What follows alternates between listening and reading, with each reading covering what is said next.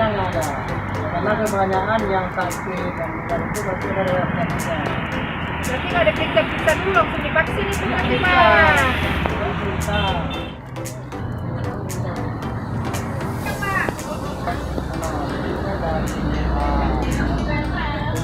Mengadakan vaksinasi massal tanggal 26 dan akan di 24 di Desa Batu Barat dan Bangkulo.